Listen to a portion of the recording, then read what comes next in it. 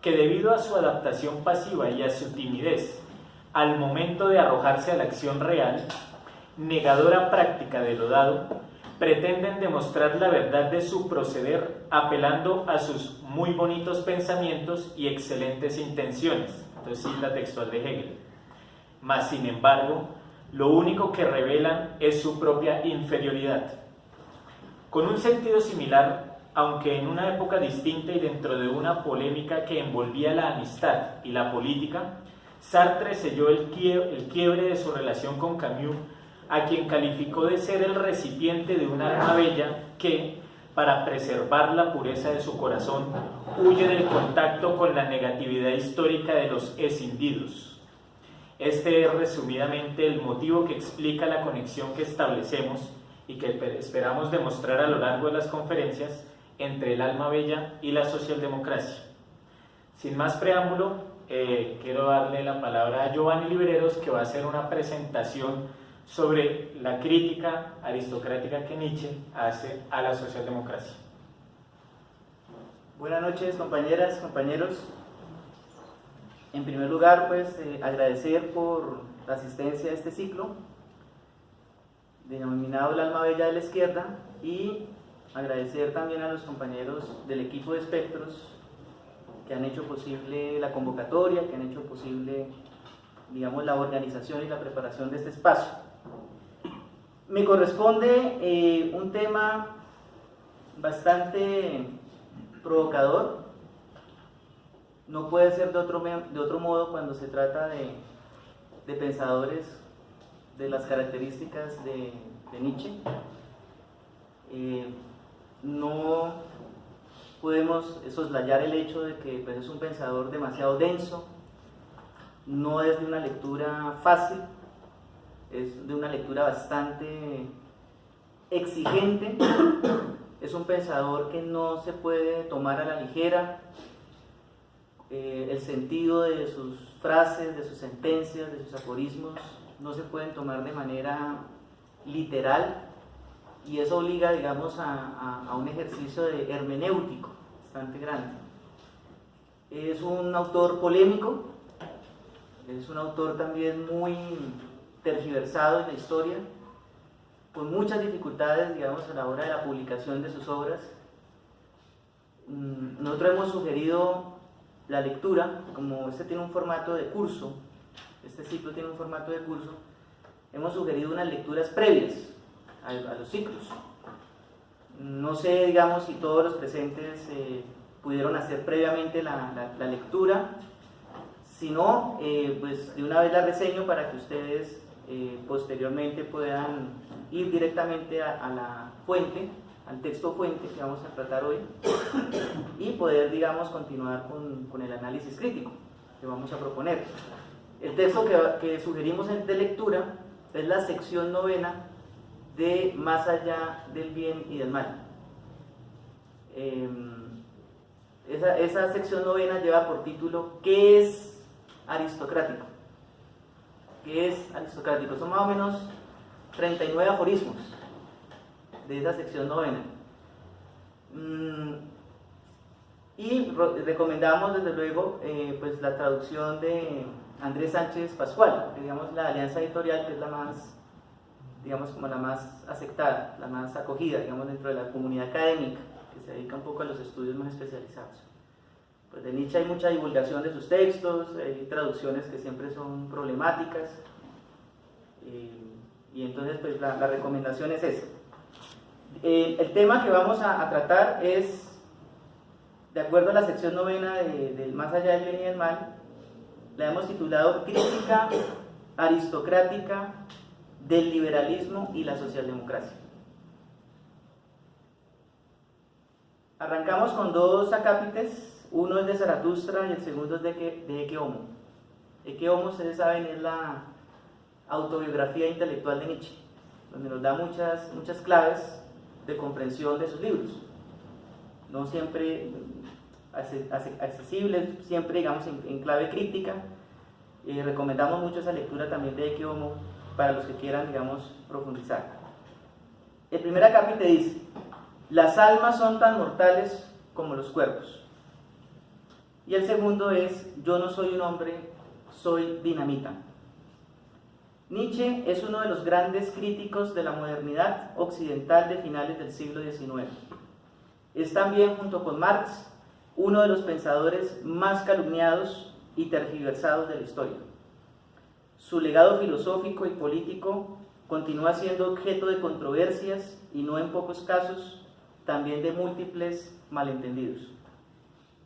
El propio Nietzsche parecía ser consciente de este problema cuando señalaba irónicamente, cito, todo pensador profundo tiene más miedo a ser entendido que a ser malentendido.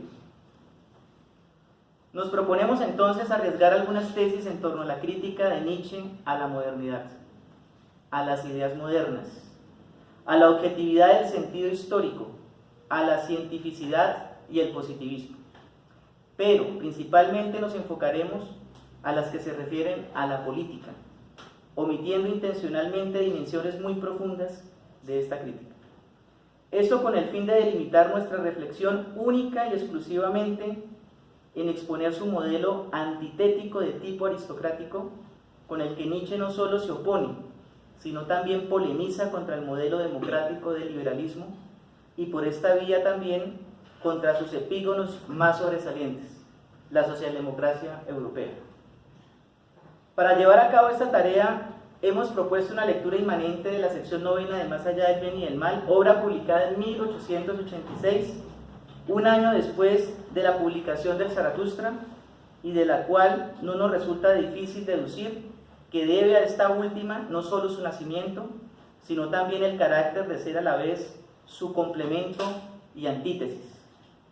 El tempo, ritmo, que sigue a estas dos obras es el de hacer vibrar la figura del espíritu libre, es decir, cito, el espíritu del atrevimiento experimentador, de la vida que hace ensayos. Se trata de devolver, tratándose de Nietzsche, tratándose de la existencia, se trata de devolver a la existencia el carácter de la libertad, de la soltura y con ello de la osadía.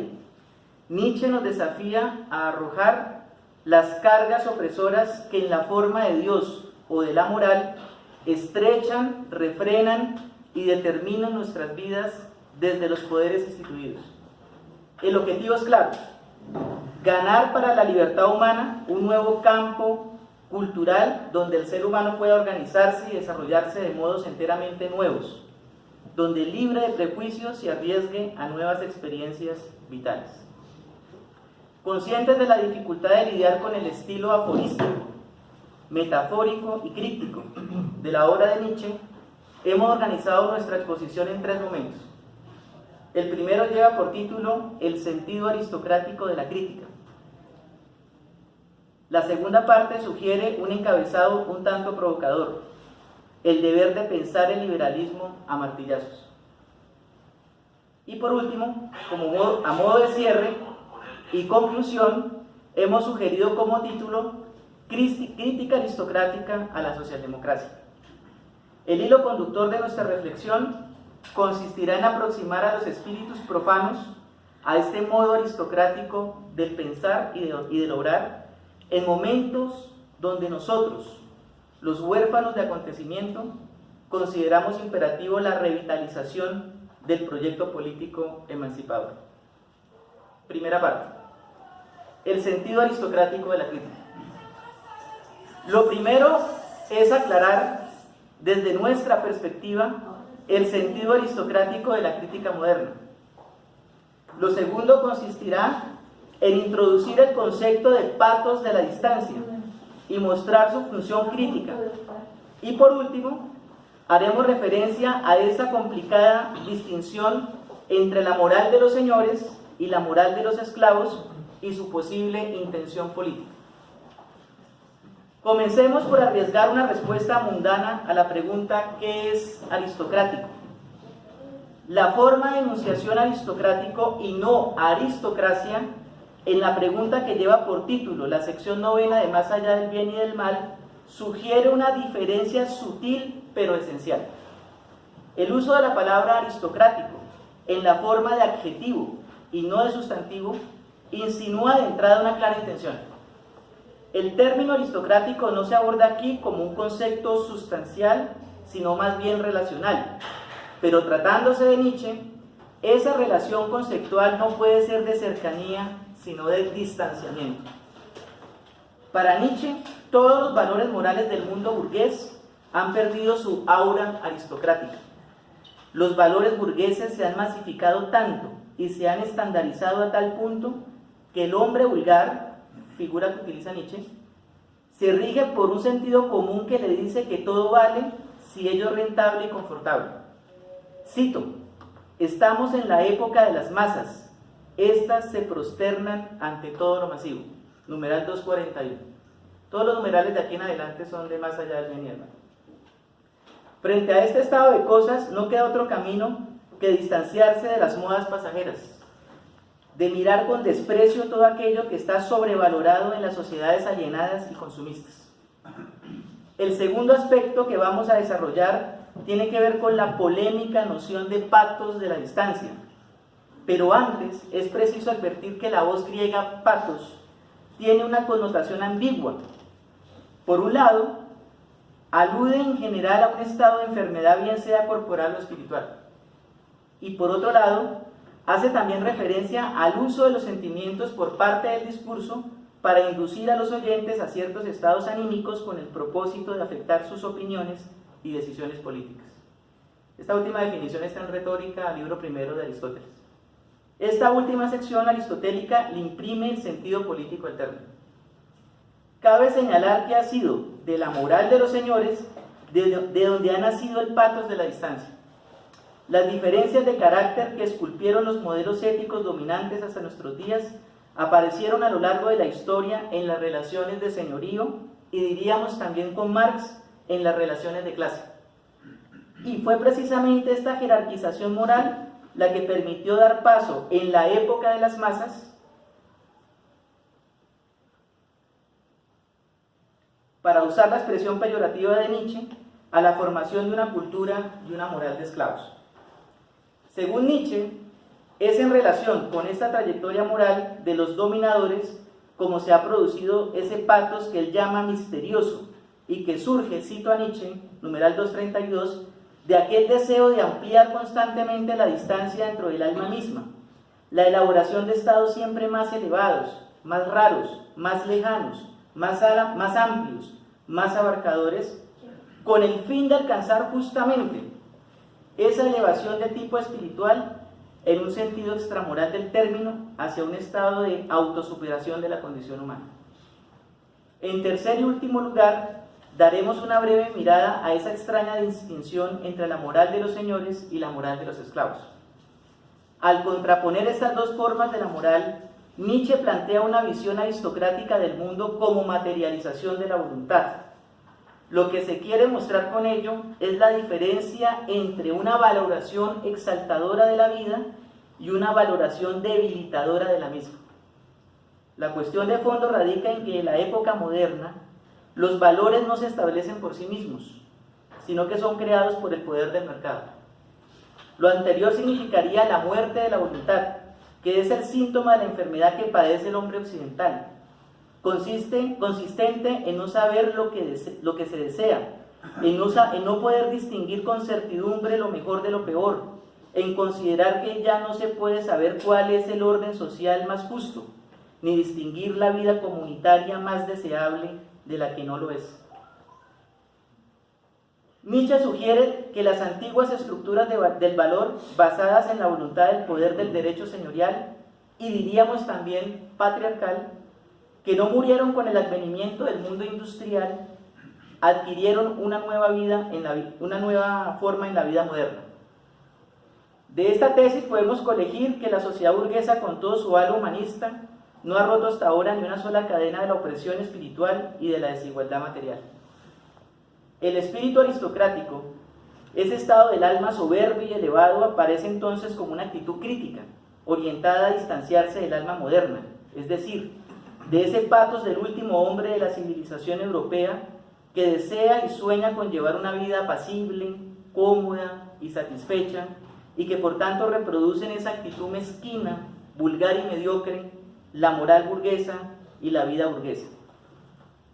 Recordemos que Marx fustigó los valores de la sociedad capitalista cuando acusaba a la burguesía de haber, cito, hecho de la dignidad personal un simple valor de cambio y de haber sustituido también, cito nuevamente, las numerosas libertades escrituradas y adquiridas por la única y desalmada libertad de comercio. Podemos concluir que, con la moral de los señores, cuya operación consiste en contraponer bueno y malo, Nietzsche busca encarar críticamente el fenómeno del nihilismo moderno, que comenzó con el anuncio de la muerte de Dios y con la aparición, cito a Nietzsche, la aparición en el horizonte del orden democrático de las cosas, numeral 241. Para el marxismo, tal decadencia aparece con el triunfo del orden económico burgués, el cual equipara el valor humano con su precio en el mercado. El nihilismo se manifiesta en el relativismo moral, en la incapacidad de establecer criterios sólidos para enjuiciar la vida, para tomar posición política a contra incluso de la propia conveniencia, en definitiva, para actuar a pesar de los peligros contra toda forma de injusticia y barbarie. Parte segunda. El deber de pensar el liberalismo a martillazos. Para entender la crítica aristocrática al liberalismo vamos a centrarnos en la cuestión de las ideas modernas. Numerales 10, 44, 58, 202, 203, 212, 222, 242, 251, 253, 260 y 264 de más allá del bien y del mal. Eso para explicar que no es un concepto suelto en el pensamiento de Nietzsche, la crítica a las ideas modernas. Estas en gran medida tienen su origen en el cristianismo y el contractualismo liberal, cuya potencia teórica posibilitó la aparición del modelo hegemónico de democracia burguesa. Para este fin presento la crítica a 6 ideas que cayeron a merced del martillo nietzscheano, a saber: primera, la idea de progreso; segunda, la idea de futuro; tercera, la idea de utilidad; cuarta, la idea de amor al prójimo; quinta, la idea de igualdad de derechos; sexta, la idea de educación para la tolerancia.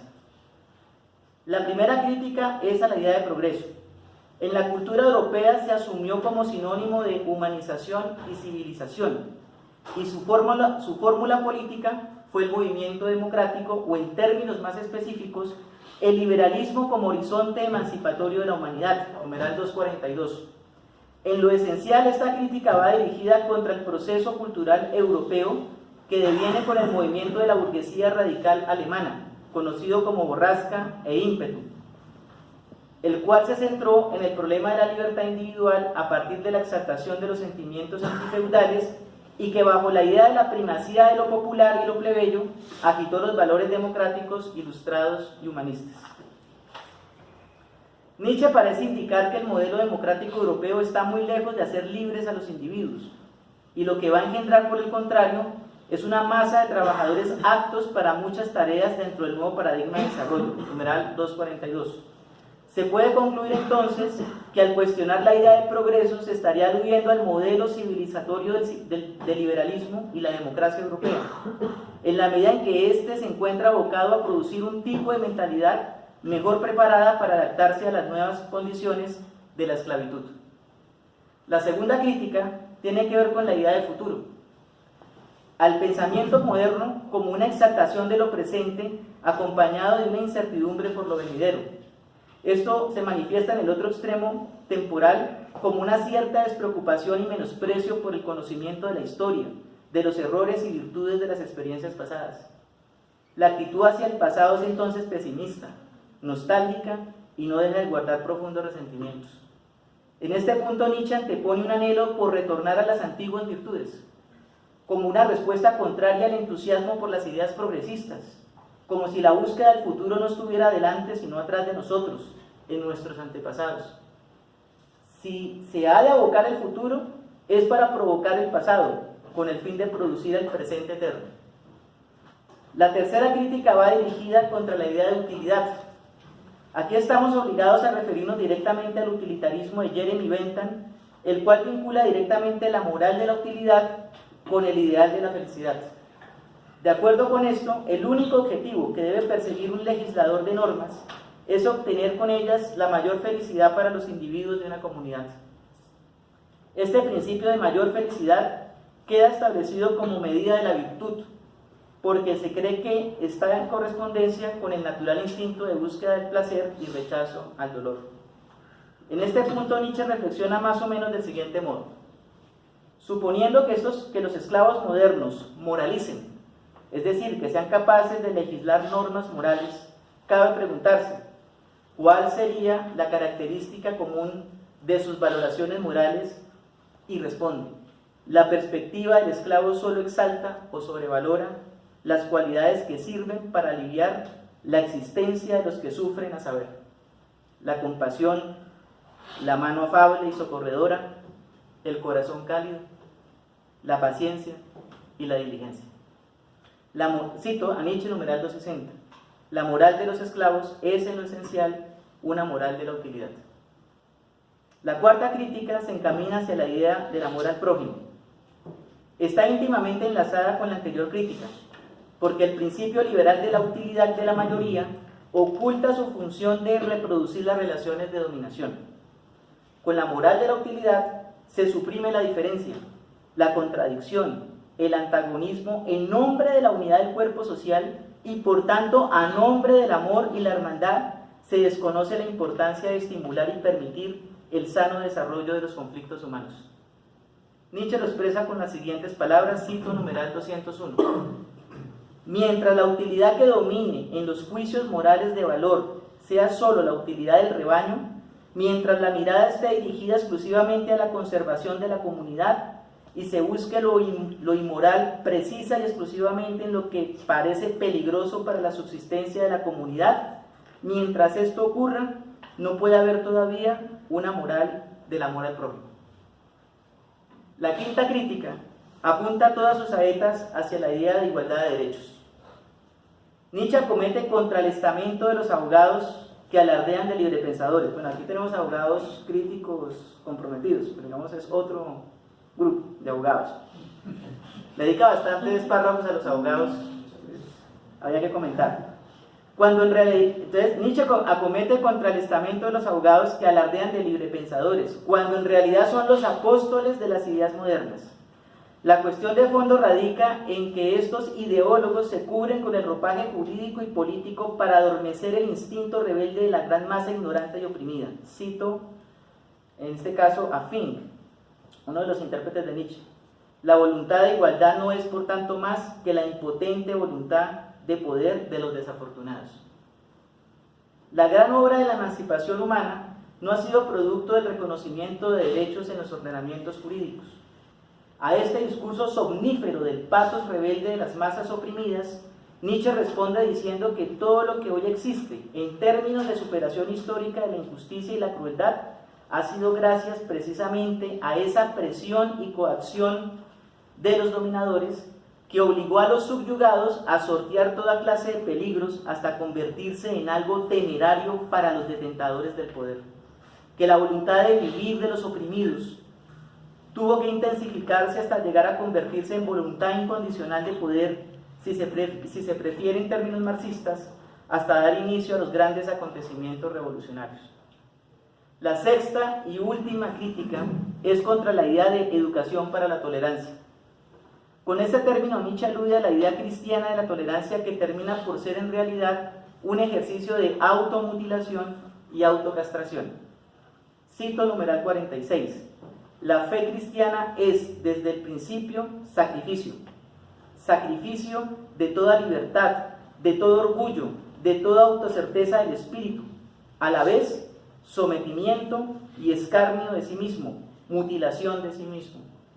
En el Imperio Romano de Oriente no fue la fe cristiana, la fórmula Dios en la cruz, el principio que inspiró la educación para la tolerancia, sino la libertad frente a la fe. Aquella, cito a Nietzsche, numeral 46, aquella semiestoica y sonriente despreocupación frente a la seriedad de la fe era lo que sublevaba a los esclavos contra sus señores. Para la conciencia moderna, el progreso espiritual significó la moral del rebaño, o lo que es lo mismo, la moral del temor.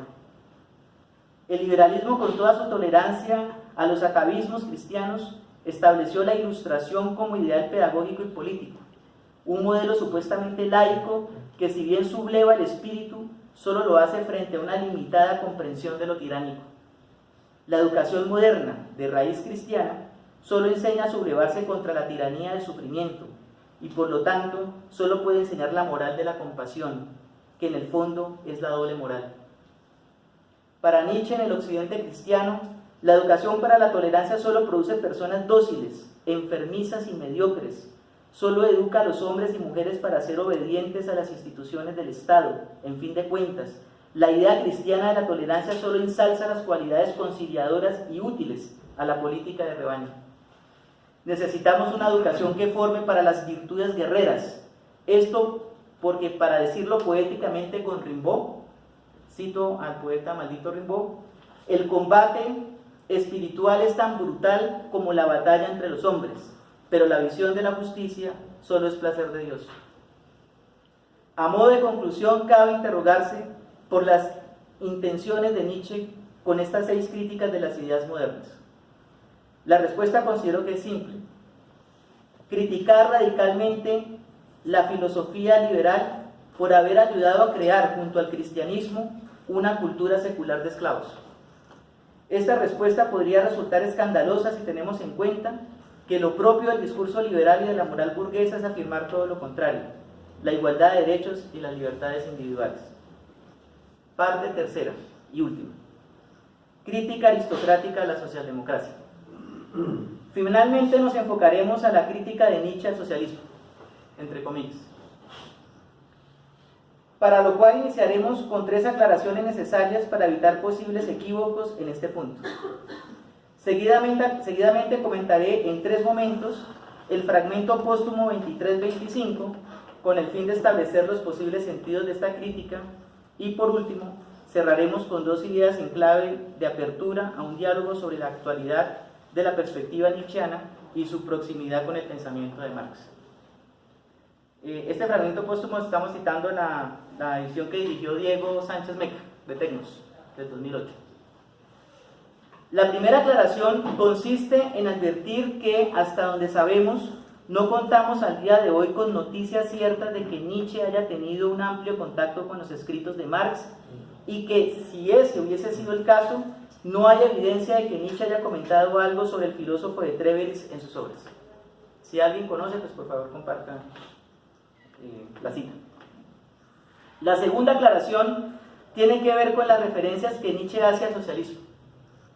El autor que en esta materia refiere es al abogado y pensador alemán Eugen Dühring, 1833-1921, profesor de la Universidad de Berlín y quien ejerció una gran influencia teórica sobre el movimiento obrero alemán. En 1875 anunció su conversión al socialismo y presentó al público en general su nueva teoría socialista, con la que pretendía rebatir el carácter científico de la concepción de Marx. Esto ocurrió cuando el Partido Socialista Alemán se había convertido en una verdadera fuerza electoral gracias a la fusión de las 2 secciones socialistas adscritas a la Segunda Internacional. Esto fue en el famoso congreso de Gotha, que hay un escrito de Marx sobre eso. Es importante recordar que el propio Engels dedicó una importante crítica a este nuevo socialismo en la famosa obra titulada Anti-Dühring, La revolución de la ciencia, por el señor Eugen Dühring, publicada en 1878.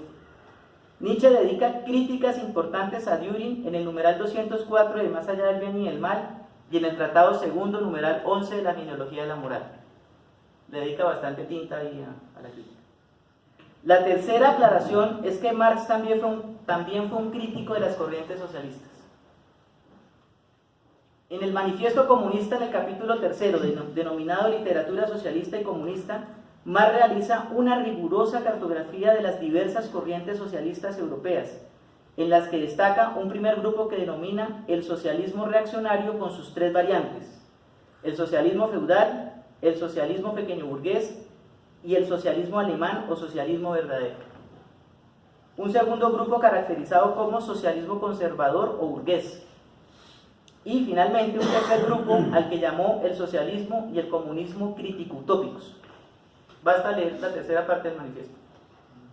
Con estas tres precisiones podemos concluir que Nietzsche, en su crítica al socialismo, en ningún modo se refiere al socialismo marxista, sino que apunta sus dardos contra el reformismo de la socialdemocracia alemana,